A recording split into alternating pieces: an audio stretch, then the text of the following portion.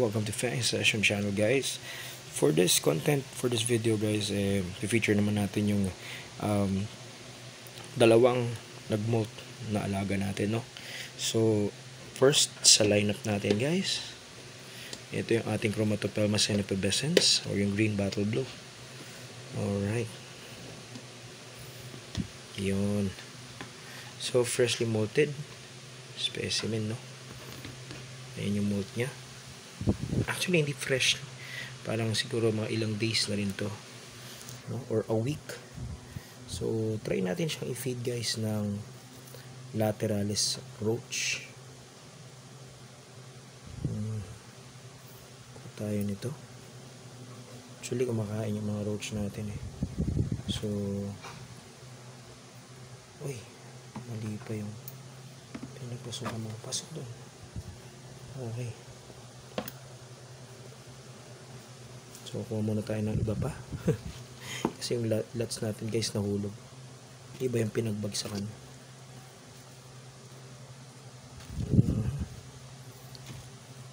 So, yan, guys. Napakaganda ng green bottle blue, no? Kapag freshly molted. So, yun. Habang nanguhuli tayong lots, medyo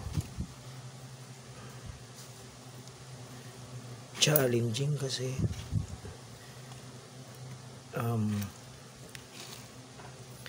nakabukas yung enclosure natin, tapos huli tayo ng lots, no?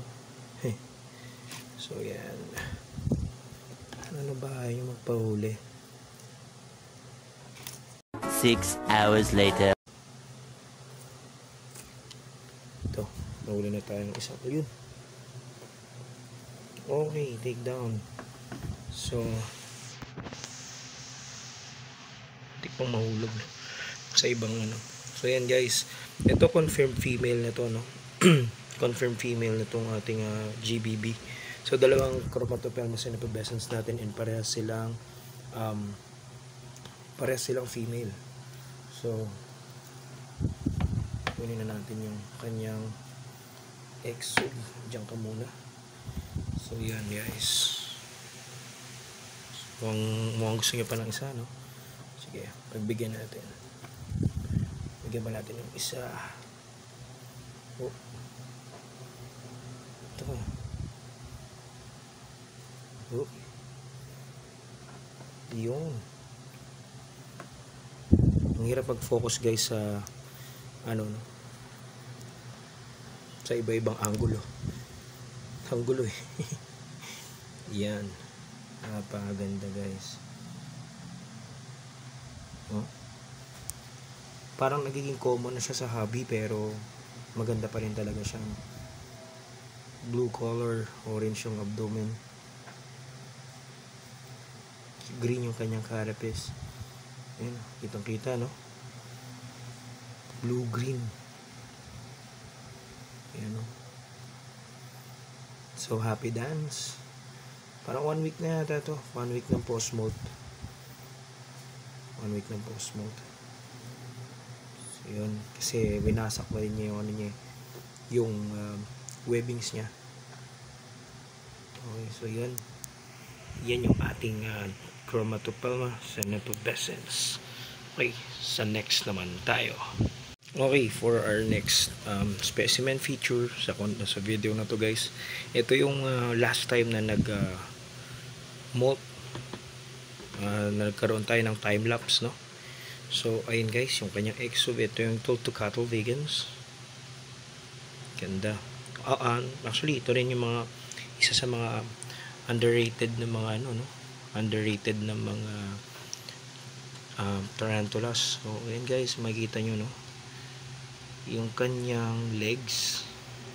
So may mga stripes and jet black na legs and carapace. Then pagdating sa abdomen, reddish, parang flare. So ayun. Ngayon, bigyan natin siya ng bigyan natin siya, guys, ng dalawang lots.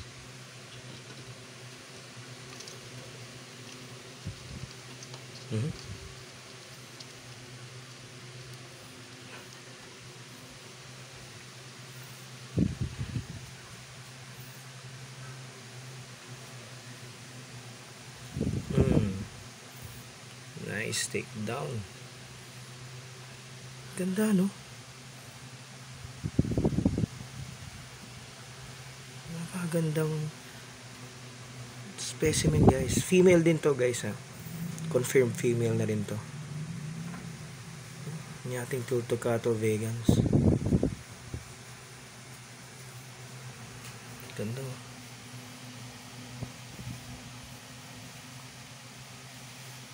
No, ganda pa ng ano niya, yung hairs niya sa sa paa. Sinasabi ko, guys, na yung color ng legs and carapace niya. And pagdating sa abdomen, it's red. Parang flare, no? Okay, so nag-happy dance na siya. Kailangan natin kunin yung carapace niya, guys, no? Dahan-dahan. Oops.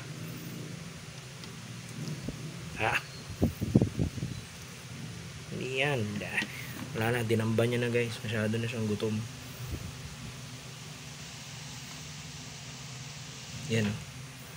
Kitang-kita, no? Kitang-kita, guys. Yung features niya. Siguro napansin niya, sabi niya, ano na rin to? Mukhang hindi food. Ano na to, guys? Siguro around estimate nasa 5.5 inches. Sure, 5.5. Kasi last time ano na to, parang 5 inches na siya nun. So most likely mga nasa ganun 5.5, 6 siguro. Yan, so binitawan niya. Ayan, happy dance tayo. Yeah. Happy dance.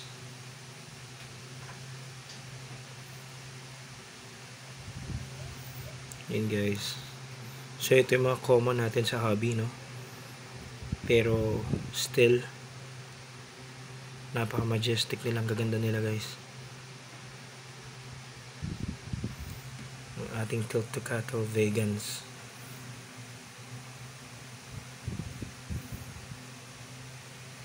Ayun. Grabe. Okay, so habang nag-happy dance siya, guys, hindi ko na siya masyadong aabalahin pa, no? If you like the video, please do subscribe, no? Like and subscribe na lang, and feel free to comment, guys, if you have any comments sa ating video, no? Para at least mapaganda pa natin ang ating channel. Okay, so thank you, guys. Please continue support our local channels, guys. Mga local keepers natin na may mga channels. Tuloy-tuloy tayo sumuporta sa kanila, no? This is Fang Session Channel. Peace out. Signing out. Bye-bye.